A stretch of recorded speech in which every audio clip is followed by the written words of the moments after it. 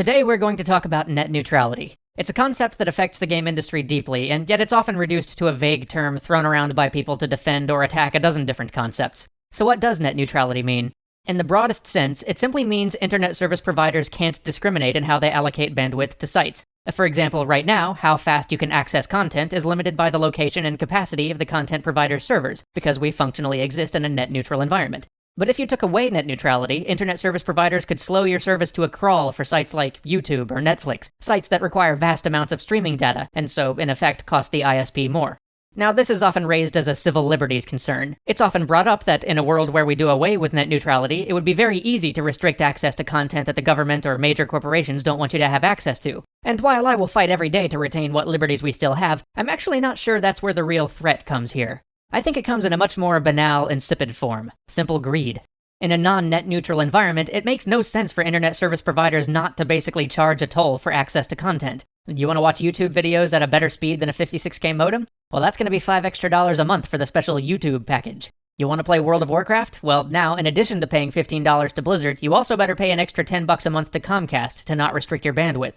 And what about competition? I mean, NBC is owned by Comcast. NBC competes with services like Netflix and Amazon Instant Video. Why wouldn't they make access to those sites laggy and cumbersome while giving full blazing bandwidth to their own products? Or in terms of games, Vivendi still owns millions of dollars worth of Activision Blizzard stock and various ISPs around the world. Why wouldn't they make World of Warcraft easy to play and Guild Wars slow and laggy? But why talk about this now? Well, until recently, net neutrality in the United States was guarded by the FCC, but in January, a circuit court ruled that this was not part of the Federal Communications Commission's jurisdiction, and since we have no laws in place addressing net neutrality, this sort of opened the floodgates on the issue. For a while, there was some question as to exactly what effect this ruling would have, but in the last few months we've already seen companies like AT&T file patents for bandwidth discrimination technology. For a gaming world which is ever more dependent on high-speed access and unrestricted bandwidth usage, this sort of thing means higher cost for less service. If you'd like to keep getting a megabyte or more a second while downloading a Steam game, you can bet that's going to be a premium. Worse still, what's to keep companies from making deals with the ISP directly? What if Valve pays your ISP to limit your access to good old games? Sound ridiculous? Maybe so in that case, but Sony or Microsoft paying your ISP to restrict access to the other's network? EA paying to slow down everyone's access to Steam in order to make Origin more appealing? Alright, you get the idea. The internet as we know it was built around the idea that content would live or die based around the competition between services offered, which led to the rough and tumble, rapidly evolving web we know today. But imagine if MySpace could have paid to limit access to Facebook, or Encyclopedia Britannica could have put in money to slow Wikipedia use to a crawl. While many opponents of net neutrality say that it goes against the free market to mandate a net neutral environment, truth be told, as far as I can tell, a non-net neutral web is one that stifles competition and encourages stagnation. It entrenches existing corporations, rather than forcing them to actually compete on the value of their services. Now, we at Extra Credits usually try to understand the argument from both sides of an issue, but no matter how much digging we've done on this one, we can't really find a compelling argument for eliminating net neutrality. The vast majority of the proponents of this idea seem to be ISPs, or people working fairly directly with them.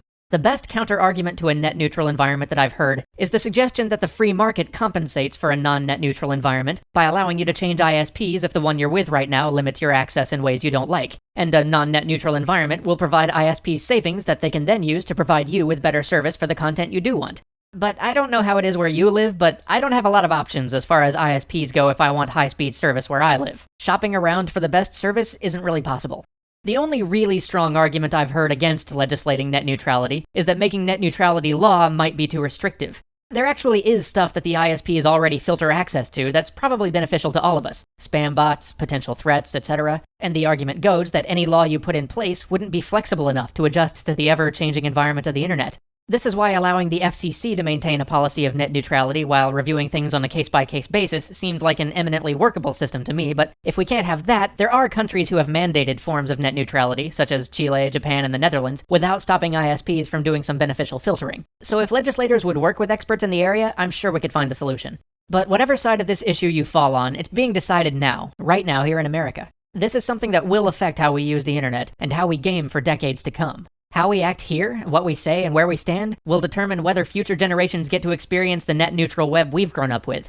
We are very much pro-net neutrality on EC, but we believe in democracy even more, so whatever your beliefs on how the internet should evolve, we encourage you to contact your representative about it. We've put a link down below that will easily allow you to find out who represents you in the House and the Senate if you live in the US, so you can reach out to them. I'll see you next week.